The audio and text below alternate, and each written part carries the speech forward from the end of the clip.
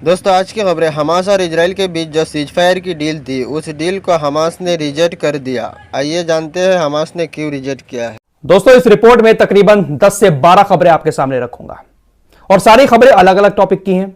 बहुत सारी खबरें आ गई, कुछ को डिटेल में बताऊंगा, कुछ को ब्रेकिंग न्यूज टाइप से आपके सामने रखूंगा।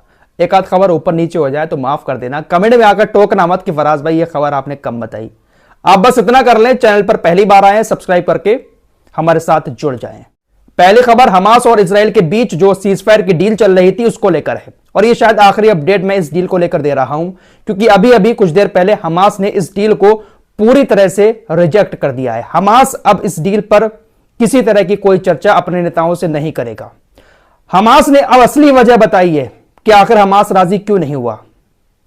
हमास का कहना है कि पेरिस के अंदर जो डील हुई थी जिसमें कतर और मिस्र बीच में पड़े हुए थे, साथ ही साथ अमेरिका की खुफिया एजेंसी CIA के प्रमुख, मोसाद के प्रमुख, ये सभी लोग पेरिस के अंदर एक मीटिंग कर रहे थे जिसमें सीज फायर को लेकर एक डील चल रही थी। हमास ने कहा है कि इस डील में सिर्फ और सिर्फ इन्हीं बातों पर चर्चा हुई कि इजराइल के बंधकों को कैसे छुड़ाया जाए, इसके अलावा किसी और चीज पर चर्चा नहीं हुई।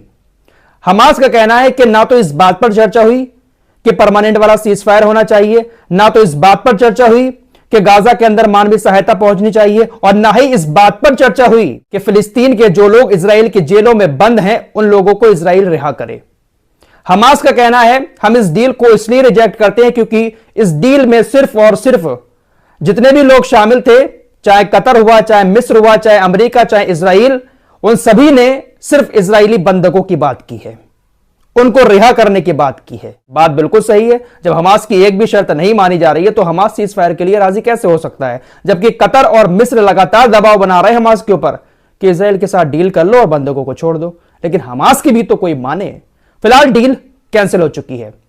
बड़ी खबर आ रही है कि एक बार फिर से अमेरिका का विदेश मंत्री एंटनी ब्लिंकन मिडिल ईस्ट में आ चुका है। जब से जंग शुरू हुई है ये लगातार हर हफ्ते मिडिल ईस्ट में आ जाता है। सऊदी अरब के अंदर ये उतर चुका है और एक बार फिर से यही कोशिश करेगा कि हमास और इजराइल के बीच किसी तरह की कोई डील हो जाए और इजराइल अपने बंधकों को छुड़ा ले। ये भागादौड़ी जो मची हुई है ना अमेरिका और इजराइल के नेताओं की, ये सिर्फ और सिर्फ इसीलिए है कि हमास के कब्जे में इजराइल के बंधक हैं, वरना ये लोग शांति से अमेरिका में बैठते और इधर इजराइल को छोड़ देते तबाही करने के लिए। जो बाइडेन का बयान आया है, इसने कहा है कि अगर मुझे जरूरत महसूस हुई तो मैं अपनी सेना को मिडिल ईस्ट के अंदर यह आदेश दे दूंगा कि वो ईरान के खिलाफ भी कोई जरूरी कदम उठाए, ईरान के खिलाफ भी मिडिल ईस्ट के अंदर अमेरिका की सेना एक्शन ले।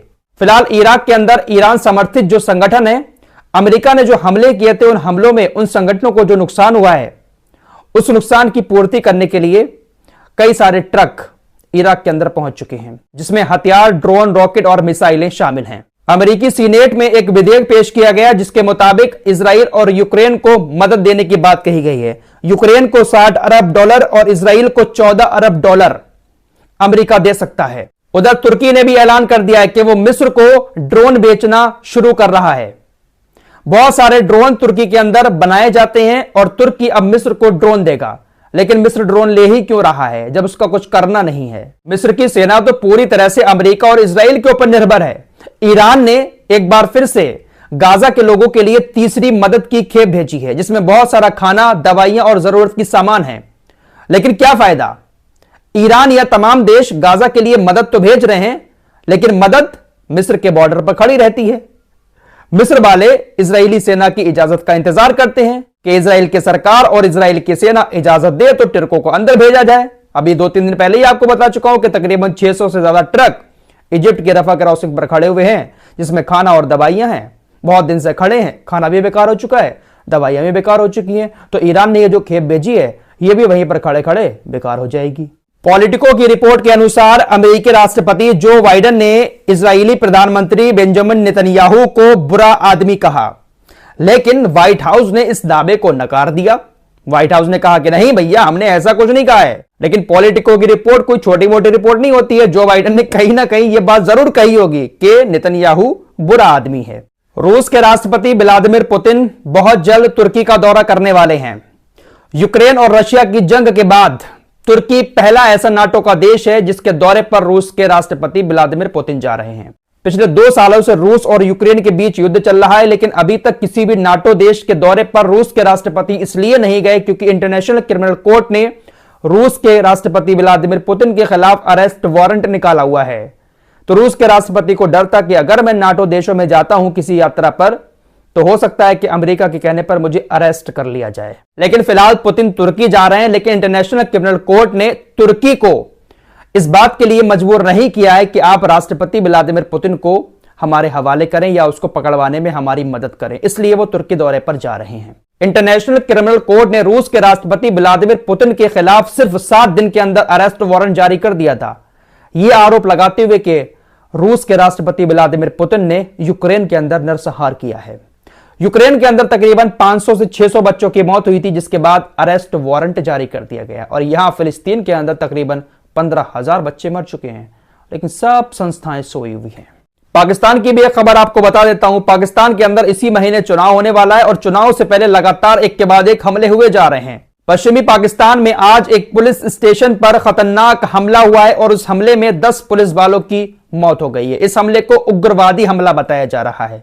यार, देश कोई भी हो, लेकिन चुनाव से पहले ऐसे हादसे हर देश में ही होते हैं। आयरलैंड के राष्ट्रपति ने इजराइल की आलोचना करते हुए कहा कि आपको तुरंत गाजा के अंदर सीज फायर करना चाहिए, वरना आप दुनिया के सामने सम्मान पाने लायक नहीं बचेंगे।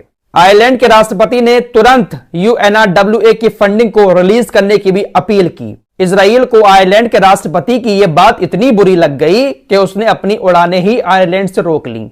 कोई भी फ्लाइट अब आयरलैंड के लिए इजराइल से नहीं जाएगी। तालिबान की फाइनेंस मिनिस्ट्री ने एक बयान जारी किया है कि जब से अफगानिस्तान के अंदर हमारी सरकार आई है, तब से तालिबान के अंदर भ्रष्टाचार शून्य हो गया है।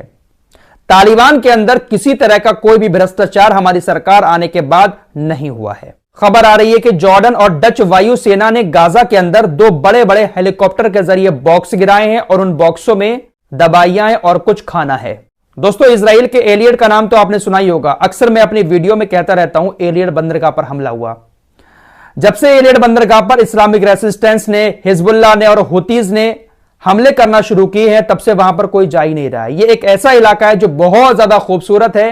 कोई भी टूरिस्ट इजराइल के अंदर आता है तो यहां पर जरूर जाता है, लेकिन टूरिज्म बंद हो चुका है। अब इजराइल ने ऑफर निकाले हैं कि आइए हमारी एलियट पर घूमने आइए, हम आपको कैशबैक देंगे, हम आपको भर भर के कैशबैक देंगे। अगर आप होटल बुक करते हैं, कुछ खाते पीते हैं, यहां पर एक्टिविटी करते हैं, तो उसमें भर भर के आपको कैशबैक मिलेगा। आपकी बहुत ज्यादा बचत होगी। आप हमारे देश में आइए और यहां पर आकर घूमिए। लेकिन टूरिस्ट कोई आ ही नहीं रहा है। टूरिस्ट तो दूर की बात है, इस वक्त इजराइल के जो लोग अपने देश के अंदर मौजूद हैं वही कोशिश कर रहे हैं कि कैसे हम दूसरे देशों में चले जाएं, जान तो बच जाए। लास्ट वीडियो में आपको बता चुका हूं, कल रिकॉर्ड 30,000 लोग इजराइल छोड़कर गए हैं। 170 फ्लाइटें उड़ी हैं कल तेल अवीव के एयरपोर्ट से। फिलहाल आज के लिए इतना ही। मिलते हैं कुछ और नई खबरों के साथ, तब तक के लिए अपना ख्याल रखिए। दोस्तों, हमारे वीडियो पसंद आए तो फॉलो सब्सक्राइब जरूर कीजिए और साथ ही साथ शेयर भी कीजिए। मिलते हैं कुछ अगले खबरों के साथ, तब तक के लिए अपना ख्याल रखें।